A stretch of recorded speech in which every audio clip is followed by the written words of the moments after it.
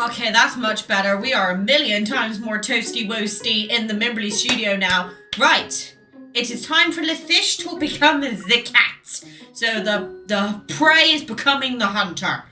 Oh, Christ. For, really urgent matters, press 1. If you're calling because of Thomas, please hang up. Otherwise, press... Please don't tell me that's his voicemail. I told you, it was going to be iconic Queen, and that's what we are already getting. Oh, God. I hang up on Rafayel's voicemail again, sighing as I look at the cat hair on the floor. That's odd. He was here cleaning up cat hair a moment ago, and now he's gone after I fed the cat? He's not answering his phone either. I try calling him again, walk to the couch, and sit down, only to notice a peculiar sensation on my hand. In the surface corner are several oddly shaped balls of fur, some flat, some round, and 2 are apparently shredded. Aren't these the cat fur pelts he made earlier? Oh, he's getting more impatient by the day. Okay, but cat fur is fine and soft. Whose patience wouldn't get tested? Huh? When did you pick up the phone? Right when you started criticizing my work, cutie.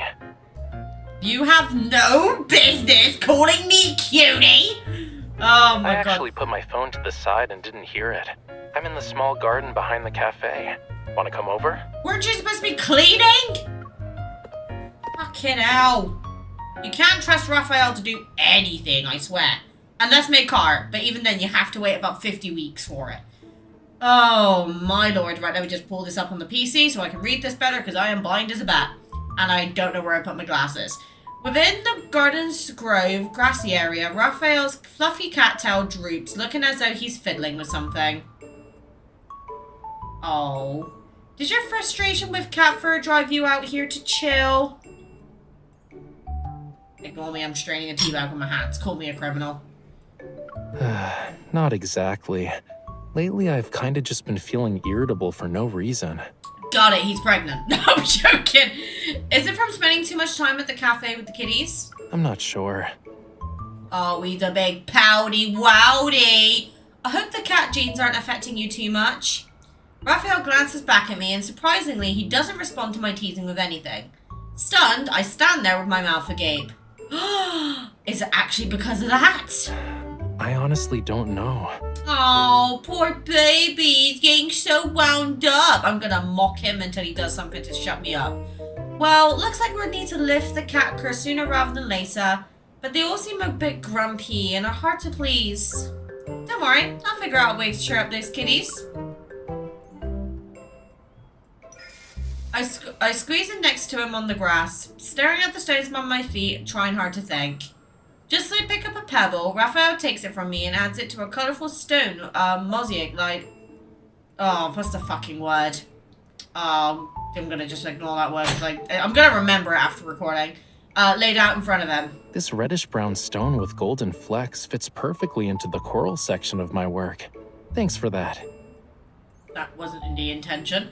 That was swift and handy. You totally threw off my train of thought. I mean, just use this time to clear your mind. It's not as bad as you think it is. No need to worry. Under dappled sunlight, Rafayel carefully adjusts the stones with an expression serene and focused. You're like a completely different cat now compared to when we were at the cafe. What was I like before? Sometimes you were grumpy, and sometimes just sad. When grumpy, you were just like that chubby orange cat that always picks on the others. That's because their territory is so limited that they have to fight over it every day. I'm so glad I only have one cat so I don't have to deal with that. And when you were sad, you reminded me of that black and white cat always staring out the window. It was once a stray, okay? It's used to the smell of leaves and grass. And, sometimes even the tastiest treats don't cheer it up. You've paid a lot of attention. I thought you'd avoid these little creatures. Well, I just know my way around kitties.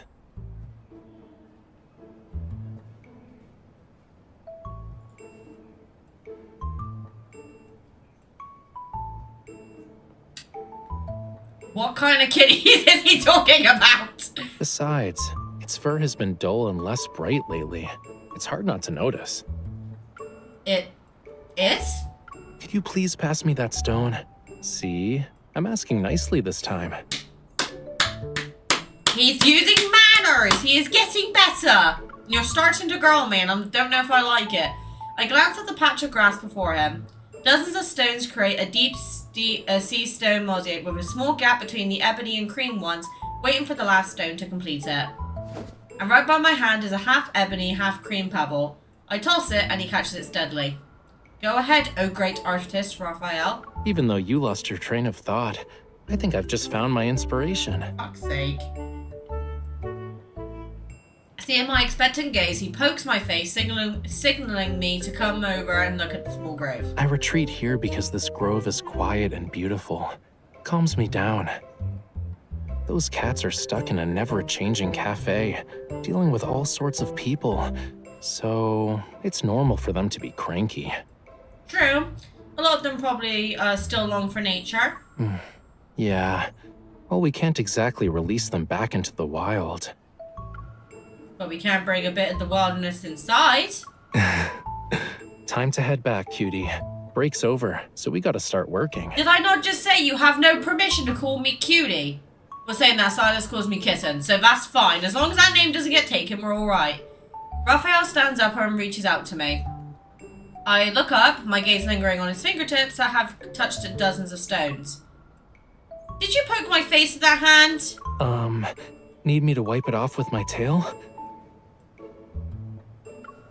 I slightly raise an eyebrow, signaling him to look at his own tail, which is covered in dirt and grass bits. Oh. Huh. Maybe I should clean my tail first. Oh, Lord.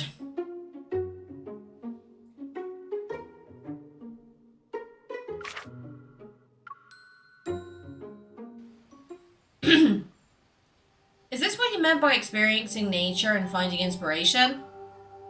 The city's urban green spaces are like all artificial. And since we can't travel far, why not embrace the call of the wilderness here in the immersive VR experience center? Oh, I got excited thinking this was real then. From a cafe to the core of the wilderness, isn't there just a bit too much of a discrepancy? Nah, I chose the lion leopard savanna theme on purpose. Aren't lions just big cats?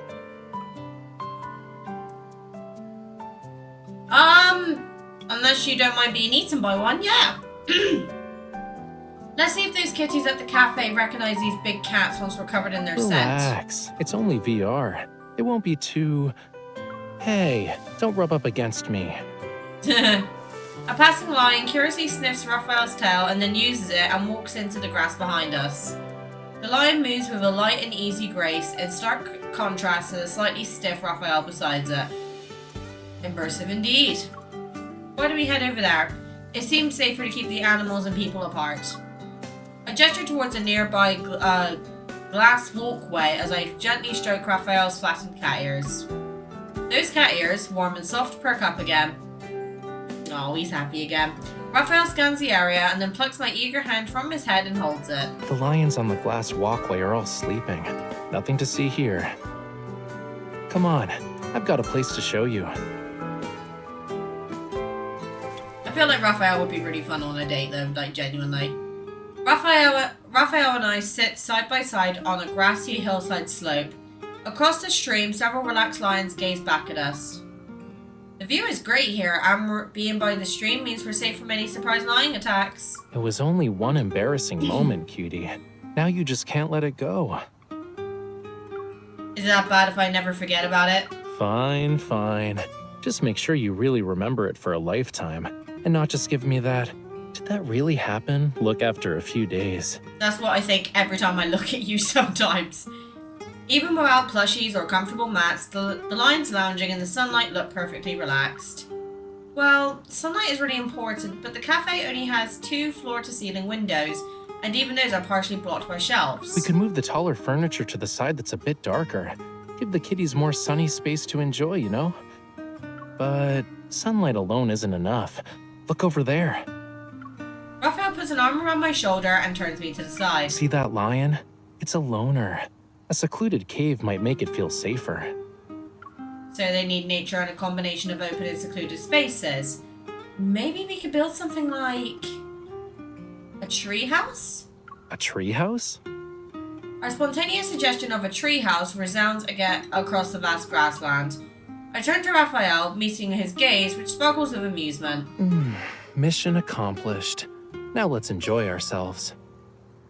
Rafayel stretches and pulls me down to lie on the grass with him. The fresh scent of grass lingers near my nose, and the white noise in my ears releases the tension in my mind.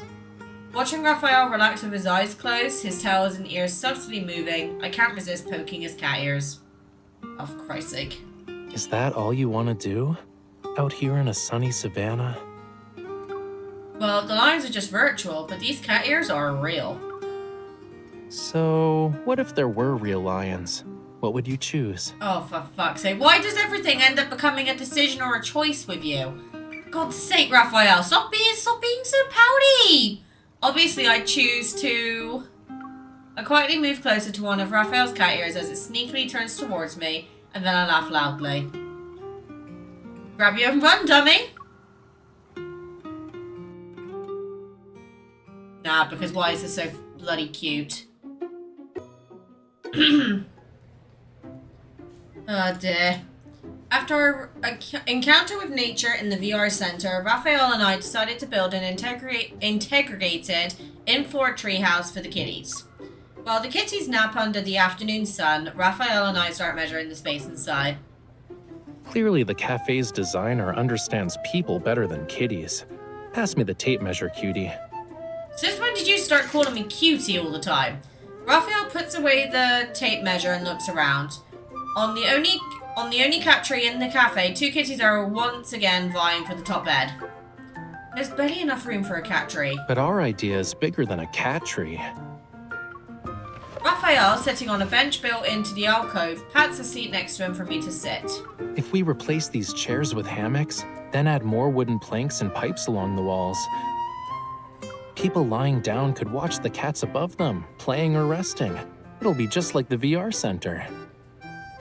The chubby orange cat fails to secure the top bed. In its hasty retreat, it slips and falls right onto Rafayel. Oh. Assaulting a coworker? You ain't getting any treats tonight, you fluffy little rascal. Hey, it's not his fault. The cat-human war is about to begin. We need to start building the treehouse now. God. After getting the measurements, Rafayel spreads out the blueprints on the long table in the cafe and gets to work. His expression is focused, yet his tail skillfully pushes away the kitty trying to rub against his trousers. You finished drawing already? The structure of the treehouse is basically ready. It just needs a few more finishing touches. Bone, shut up. Maybe we can add some vines between the branches? Go ahead with your creativity, new designer.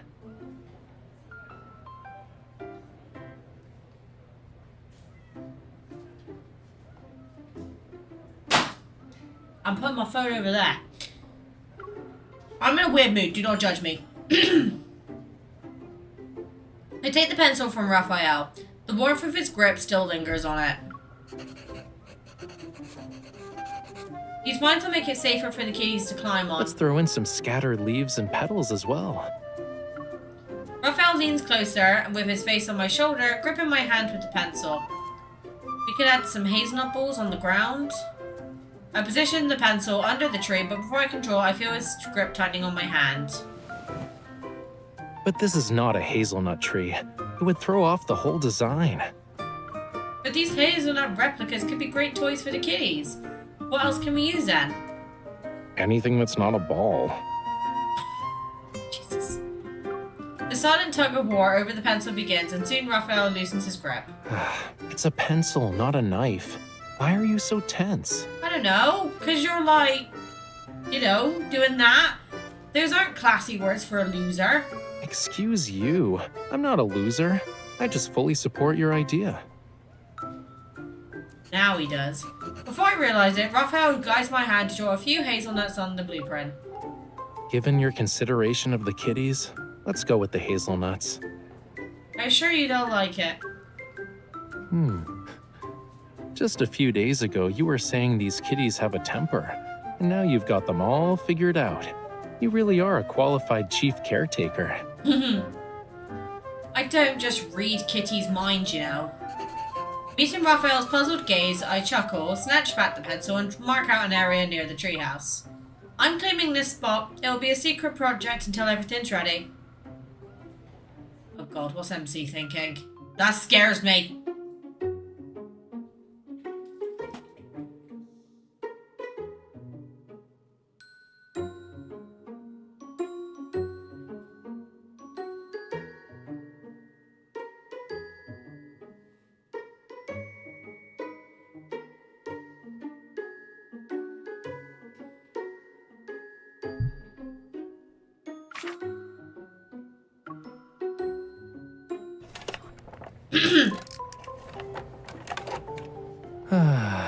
Finally, it's all set up now. Feels nice to the touch, but if you look closely, it could still be refined a bit more. What? As for the branches, they're sturdy. Unless we somehow get 10 cats dancing on them, they'll be fine. Now I've got that image stuck in my head. Aren't you gonna help? Why are you still teasing those kitties? I'm on my caretaker duty, just doing my job. Well, caretaking time is over. Now it's my turn. Did you see the artificial vines and sod I got? Ignore the fact that Mim is destroying her office. As I approach the treehouse laden with bags filled with props, Raphael admires his masterpiece with his arms crossed. It's not often you keep a place this tidy. Chaos is a form of art. The same can be said about order. Why is there so much stuff? Give them to me. Uh-oh. Okay, we're coming. Here, start your artistic chaos with this bag of vines. Can't wait? How come you're more excited than the kitties? What's in the other bag? That's for the secret base, so it's a secret, of course. Under the dense tree shade, I tinker with plush corals in the secret base at the corner, while Raphael works on the vines near the treehouse. Hearing the noise, I come out and see Raphael tangled in vines. Seems to me you're wrapped up in art. Oh god. Laughing, I take a couple of photos before helping him untangle the vines. Feels like the canopy overhead resembles a basilisk, the overlord of all snakes. And these vines are its traps. Raphael's cat ears twitch, shaking off dangling vines, and his tail irritably sways. Stay still! I'm the old devouring basilisk, and you're within my line of sight. Raphael plays along and stands still like a statue petrified by a gaze, and then bursts out laughing. Aww. People petrify at the sight of the basilisk because of its horrible evilness. Sheer terror is the true cause of petrification. But evilness is nowhere to be found on your face. There's only... Only what? Sand. Like you're a clumsy ostrich that buried its head in the desert. Why does this man constantly insult me? First he called me fucking round, and it made me nearly throw my phone. Oh my god. Seeing me hastily grab a tissue to wipe my face, Raphael chuckles. He gets up to help but pauses halfway.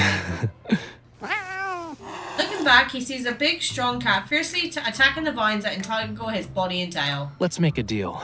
Help me with these vines and this wild beast, and in return, I'll bring back your beauty and dignity. How's that for a win-win? Beast? Dignity? Anyway, I'll handle it. Here, darling, here's your favorite grooming brush with catnip essential oil. I've been meaning to ask if its real name is Daring, misheard as Darling. Such a fierce cat hardly suits the lovely name Darling. Don't ask me, I don't know. As evening falls, we're almost done with the cat treehouse and the secret base. The colors are a perfect match. Feeling Raphael's sneaky glances, I pick up the fake haystack and by the wall to block his view. No peeking until it's finished. I won't look. But why does that squirt get off scot-free? Huh? I follow Raphael's gaze to a kitty who's awkwardly positioned on the freshly laid sand.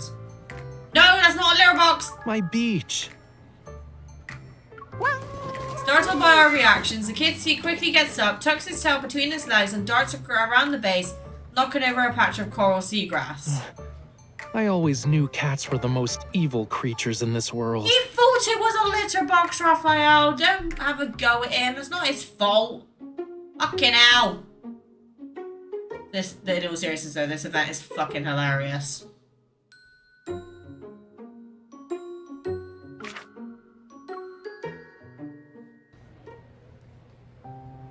In the secret base, we finally restored the messed up beach to its original state.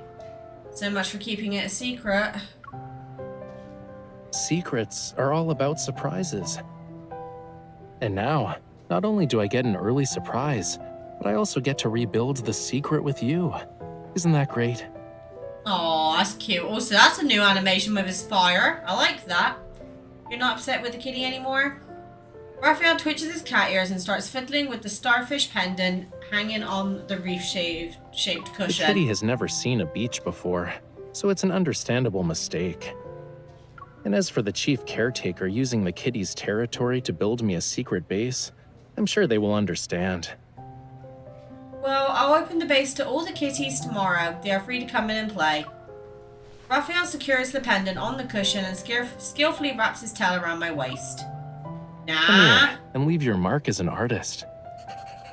Similar to how we sketched the treehouse, Rafayel helps me draw a figure on the beach.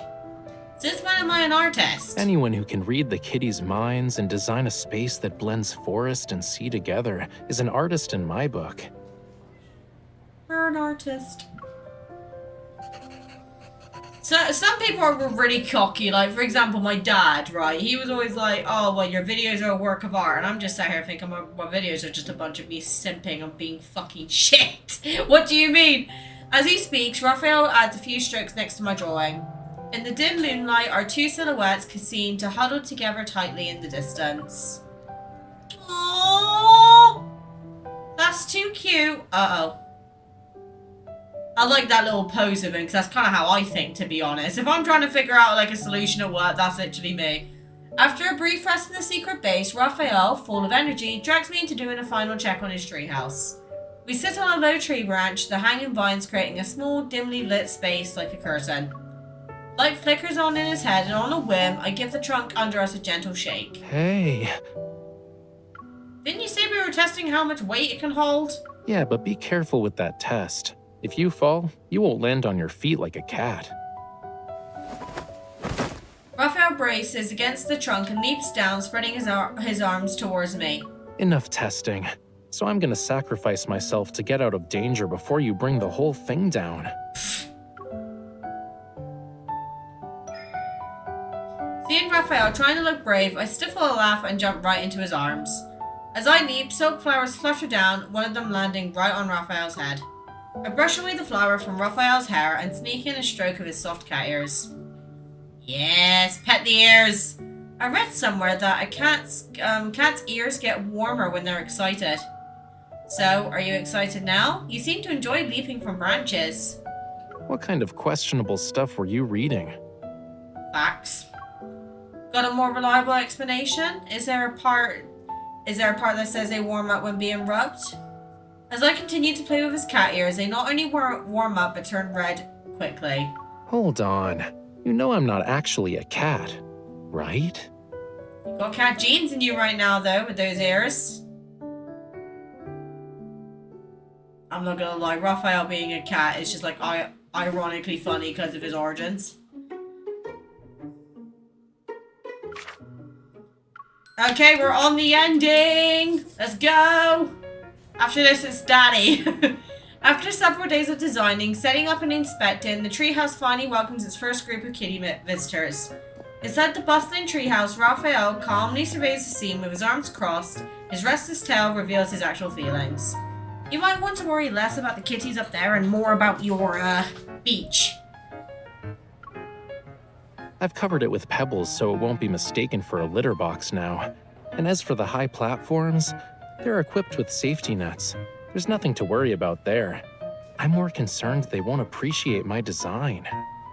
Despite saying those words, Rafayel can't help but occasionally glance at the kitties scampering around. The The popularity of the treehouse exceeds our expectations. Raphael and I lean against the reef-shaped cushion, keeping an eye on everything. 5, 6, 7? Are we actually gonna see 10 kitties dancing on the trunk? Oh god. 10 of them are probably still lighter than the two of us. That depends on the kitty. As far as I know, a cat can weigh up to 50 pounds. Fucking A, that'd be a chunky cat. Why do you remember such specific details? It's unbelievable that a cat can get that big without mutating. Watch out! Hey? An ebony kitty nearly loses its footing while climbing on the treehouse, but before Raphael can react, it uses the net to finish its climb. I thought you were worried. Treating kitties can be way more expensive than treating people. Very true. Pets are expensive. That's a good reason to be concerned, but maybe you should start worrying about yourself too? Raphael's focus is entirely on the treehouse, and he doesn't even notice several kitties sneaking up on him. They have a huge treehouse to explore. Why are they climbing on me? I'm not a cat tree. He's showing their appreciation. Maybe they've understood your design aesthetic and just want to mingle with the artist. Oh. Wait, this kitty. Raphael picks up a kitty from my shoulder and holds it aloof as it playfully swats at his cat ears. Nice to see you again, little brat. You wrecked my secret base and tried to bully the designer. Stop acting innocent. Keep your claws to yourself and keep your tail from hitting me. He's getting better with it though. Cats should have manners too. When entering someone else's territory, be polite and always ask for permission before getting up close with another cat's owner. Seeing Raphael having fun with the kitties, I take out the camera I prepared. Okay, kitty, lift your paw a little for a punch. Yes, just like that. Why are you helping them against me? I'm literally the same with Loki.